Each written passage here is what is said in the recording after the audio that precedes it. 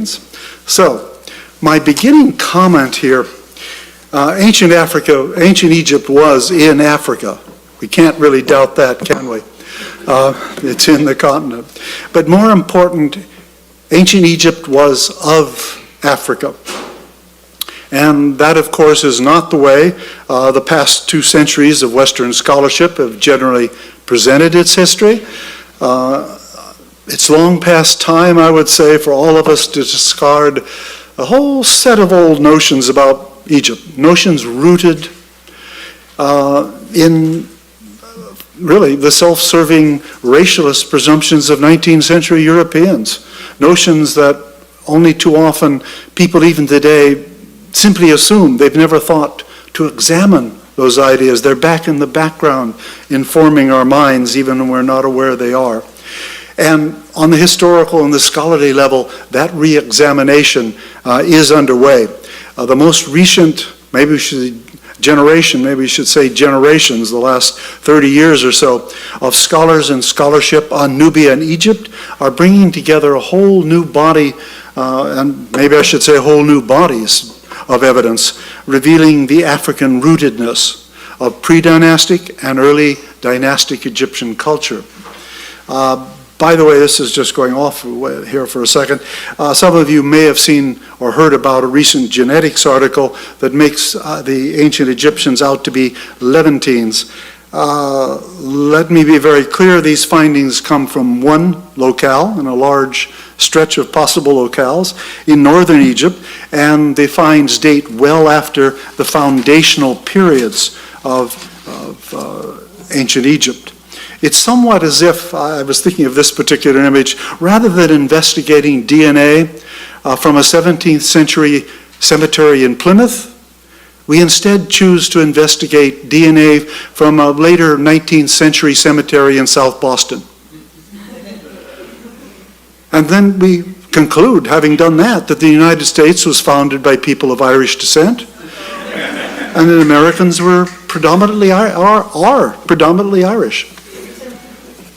Well, that isn't necessarily how the writers of the article meant it to be interpreted, but that's certainly the way I've had people interpreting it to me. Even someone with a Coptic, seemed to be a Coptic last name from the sounds of things, berating me for being such a terrible human being all these years of my whole career, for ever having thought of Egypt as being African. So anyway, there is a deeper problem here.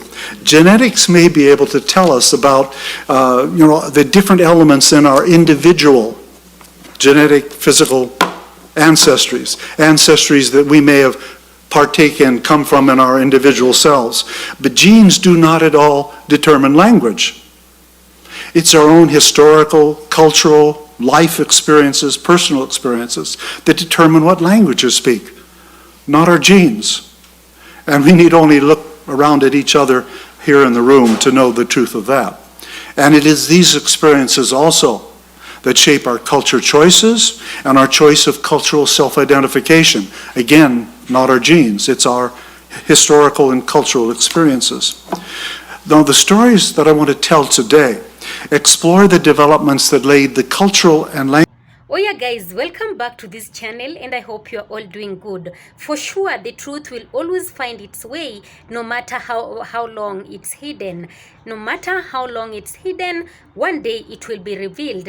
And today in this video we have Dr. Proffessor Ehren, he is a truth seeker. Yes, he is a truth seeker, and he is here revealing the truth of how white people tried to erase black people from Egypt, and also how they have tried so much to erase black history, but they cannot do it. It's all being revealed in this video. So guys, let's just get into these clips. I'll be coming back with more commentaries, and in case of any thoughts, kindly feel free to let me know in the comment section. Otherwise, stay tuned. Language foundations of ancient Egypt, developments beginning before, sometimes long before 3100 BCE. Now, the foundational areas of Egypt also, of ancient Egypt, also encompass not northern Egypt, but a whole range of lands extending far across northeastern Africa. And there are actually two ancient Egyptian foundational stories that I'd like to tell, and so that gives me an opportunity to change our slide. Well, one of these we might call the deep time story, the story of cultural and historical developments from the 6th millennium on down to around 3100 BCE. And the setting of this story was what was then a wide swath of steppe grassland, not some narrow strip of habitable land just along the river, extending for more than 1,000 kilometers, extending north-south from beyond the confluence of the Blue and White Nile in the south to as far north as the archaeological sites at El Badari in Middle Egypt. It was this vast stretch of lands that constituted the foundational cultural regions and the cultural heartland of pre-dynastic Egypt. But there is also a second story, what one might call the way deep time story, with its beginnings before 15,000 BCE. And the setting for the way deep time story takes us even farther south in northeastern Africa. So to give things their proper historical order, let's do first things first. Let's begin with that earlier way deep story. In doing so, we'll consider the kinds of historical evidence that I'm particularly known for applying, comparative linguistic and cultural evidence along with archaeology. To excavate this history, we must set out, first of all, the language relationships of ancient Egyptian. Now, ancient Egyptian belonged to the Afroasiatic language family. Small digression here. There is an older name for the Afroasiatic family, a horrendously bad name. The alternative name, Hamito-Semitic. You recognize the name Ham, of course, here in Hamito. To still use that name today is to perpetuate the horrific invention by racists of a myth used to justify enslaving Africans.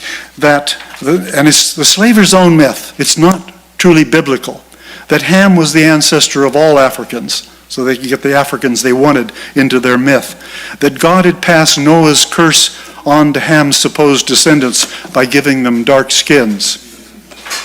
And even more horrifying to me, still in our own day, I've been discovering there are only too many American fundamentalist Christians who still hold to this myth. It's really shocking and sad to see. So avoid this name as if it were the plague, or indeed the 7 plagues of ancient Egypt.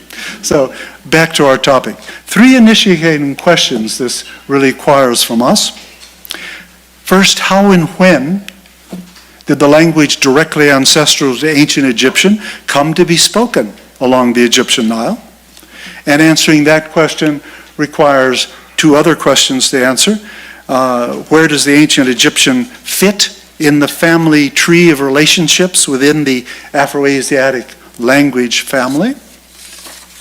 And where were the languages of the family most probably spoken at different points along the lines of descent in the family tree, which we haven't quite yet shown you?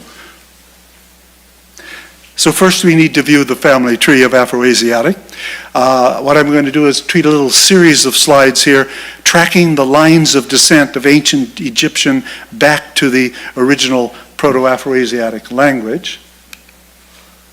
So there, that gets you to ancient Egyptian, and back through these successive earlier stages back to Proto-Afroasiatic, the mother language of the whole family. Now, these findings, by the way, are very similar to ones that have been previously published, but the version that is here is coming from the ongoing work of a team of scholars that I brought together. We've combined some newer mathematical approaches, ones that are actually used in the genetics field, along with traditional methods of working out language and language family genealogies. What languages are closely related to each other and which are farther, and so on. A first presentation of our findings is currently in the process of publication, and well, the evidence is like, oh God, so much of it. Anyway, but I'd really probably be happy to talk with people about what goes into it. And we'll have to wait a few more months for the material starts to be out and I get all the materials up online for people to see.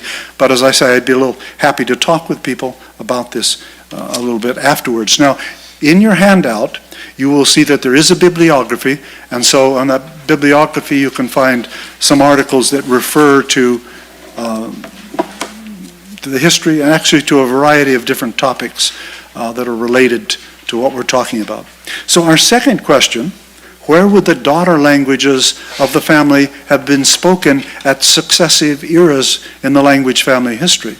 Well, to answer this question, we apply some long-established standard tools for inferring historical geography from comparative ethnography and linguistics. So on the bibliography, I did cite myself, but I cited the classic work from 1916 by Edward Sapir that brought all of these different methods together, but there's been a long history of scholars using these in fruitful and very useful and ways that normally have worked out to give an answer that works in the long term. So two primary methods apply in proposing the ancient locations of people.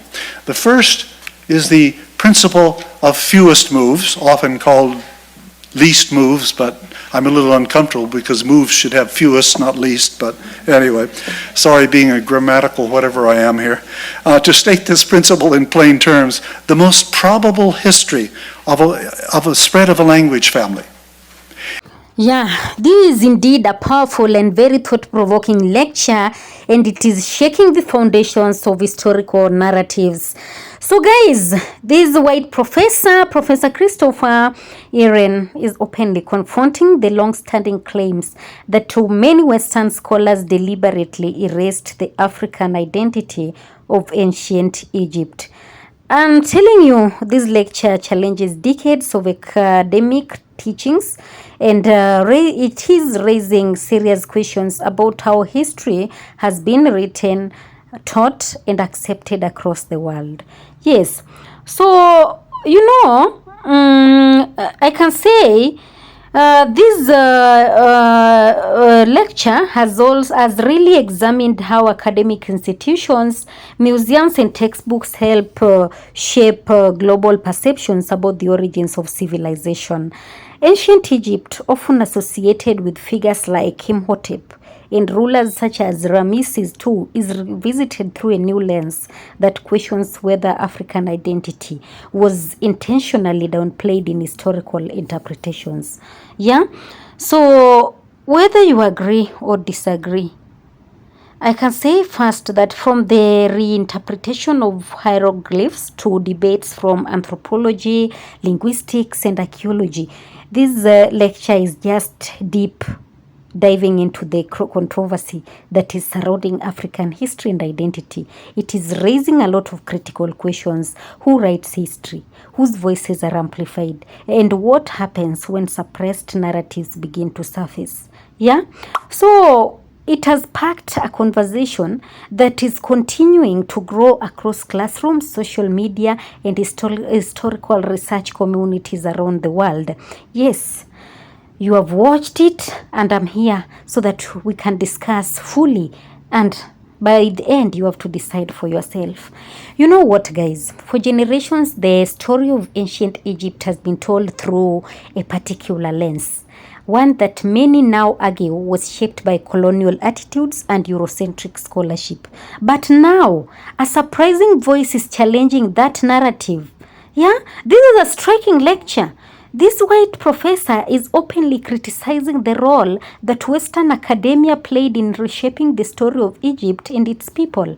His message is direct, and the message is controversial.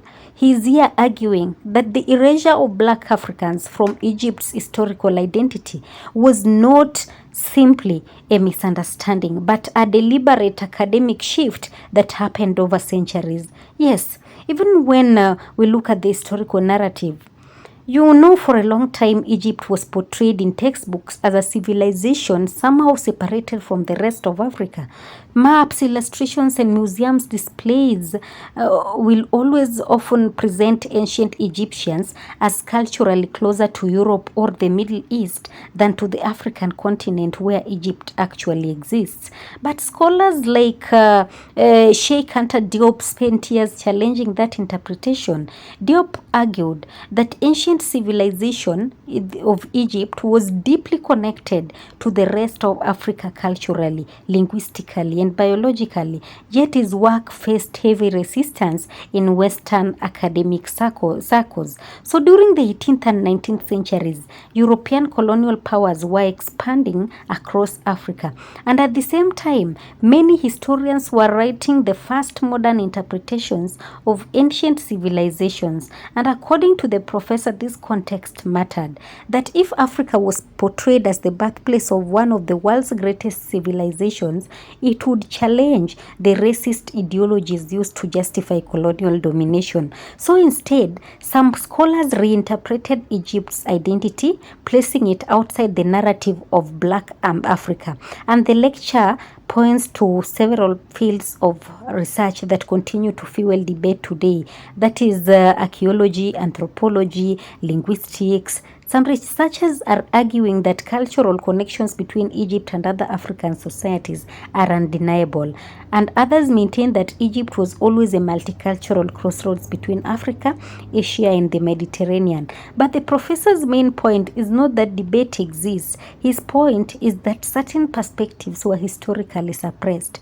Yes, and this conversation matters, guys. History shapes identity, and it shapes how societies see themselves and others. So if entire civilizations were misrepresented or selectively interpreted, the consequences can echo for generations. So today, most scholars around the world are revisiting ancient African history with fresh perspectives and new evidence. And as these conversations grow, more people are asking a simple question: that who gets to define the past? So whether one agrees with this professor or not, the lecture is forcing people to re-examine the way history has been taught for decades. Because sometimes the most powerful discoveries are not artifacts buried in the ground, but new questions about the stories we've been told. Yes. Thank you so much for watching. This is Beth Reacts. Of course, all credit belongs to the original creators of the video. In this video, it's meant for educational purposes and commentary purposes as well. Kindly give the video a thumbs up, like the video, share this video widely for it to get to a wider audience, and also subscribe and turn on that notification bell so that you don't miss on the next one.